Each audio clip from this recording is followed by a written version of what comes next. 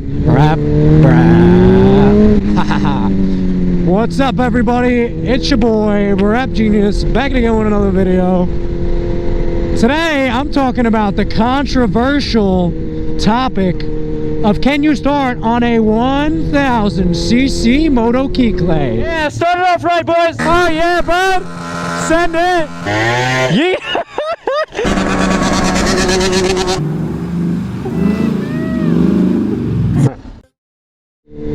Now, here is an important thing, guys. I am on a 1000. So that gives me the qualifications to talk about those who are capable of riding a 1000. And I'm going to be a little controversial today. You guys may not like what I have to say. Honestly, I don't really care. Here's the thing. Can you start on a 1000? Yeah. Should you? Hell no. The one reason I would say that you can start on a 1000 today, as much as I hate it, is the new technology on these stupid bikes.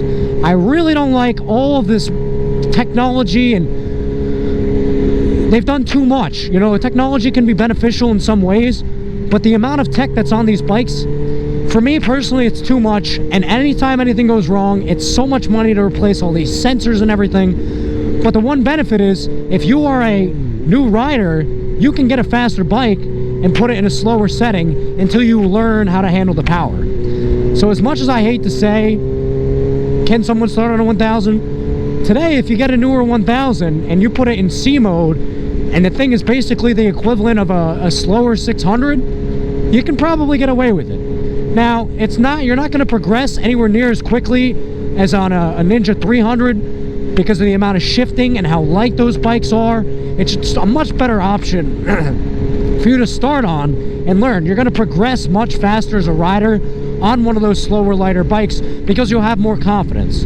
My biggest issue, I had a Ninja 650 for like 2-3 months in the before winter came, and I sold it to get this bike, this Gixxer 1000. So I really had a minimal amount of time riding that bike before I jumped on this, and it was definitely way too big of a jump, and it really slowed my progress as a rider because I just wanted something, you know, big and fast because it's what I wanted at the time.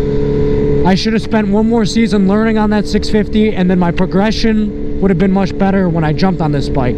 Because to be honest, a lot of times if you hop on a 1000, you spend most of your time focused on not dying instead of learning the correct techniques of how to ride. So if you're getting an older 1000, I would say don't do it. You know, is it possible? It's always possible. There's always outliers.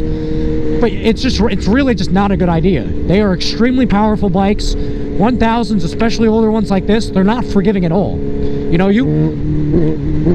one little tweak of the throttle, tiny, that was a quarter throttle, and it jerks you. And if you mess up, you could lose your balance and you end up in the woods, you fly into a tree. Is that really how you want your riding experience to go? Probably not. There are so many safety features on the new bikes. You can probably get away with it. I know people don't want to hear that. They don't like hearing that, but it's the truth. You got wheelie control, traction control, ABS, A, B, C, D, E, F, G modes for the power. I mean, they kind of make it as hard as possible for new riders to, you know, really make mistakes and hurt themselves. Oh, yeah. Also, I got my iHood jacket on today. This thing is warm. If I did not have this, I would be freezing. So I highly recommend you guys get one of these if you're riding into the winter. It'll keep you warm. Link down in the description below for a 10% discount. If you have zero experience, you probably don't want to be buying a newer 1000 anyway. You know, really the only people that should do it is if you've been riding, you know, most of your life and you can handle true power of either a 450 4-stroke dirt bike or a 252 stroke dirt bike. If you've been riding for a long time with those kind of bikes and you understand power, you understand how to ride, you have riding experience, you can probably get a newer 1000 with all these safety modes and get away with it. But if you don't have any riding experience at all, I don't think anyone with no riding experience should jump on a 1000, even with all the safety modes.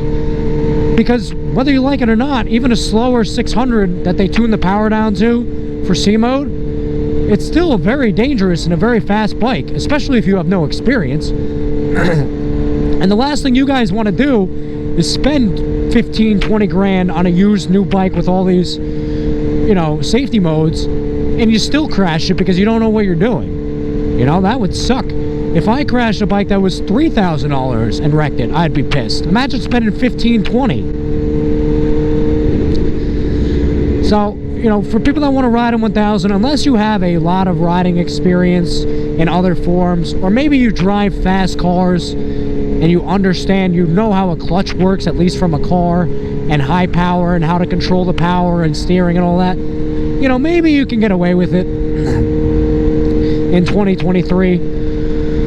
But that's really it. Unless you have a lot of riding experience, or you understand power, you drive fast cars, this and that, it's really just not a good idea. Anyway, I mean, that's pretty much the basis of it, guys. If you guys want a 1000 and you're really set on it, I mean, you guys live your life. If you're gonna do it, get one of the newer ones with the safety modes so that you at least can progress into it.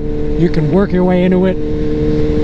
I really still don't think it's a good idea. I don't think you're gonna learn any faster on anything than a used Ninja 250 or 300, which you can buy for cheap. If you get a good deal for it, you can sell it for the same price or more than you bought it. Buy it in June, used it for 3 months, sell it in September for the same price you bought it. Take the winter to find the bike that you want and upgrade to it. I think that's the best way to do it. But if you're gonna go for it, you're not gonna listen to me, and you're gonna get a 1000 anyway, be smart, get something that has the safety features, because if you jump on an older GSXR 1000 like this K5, this thing's a beast, but it will put you on your ass if you do not know how to control it. So if this video helped you guys, let me know by hitting the like button, hit subscribe if you haven't already, and I will see you in the next one. Peace!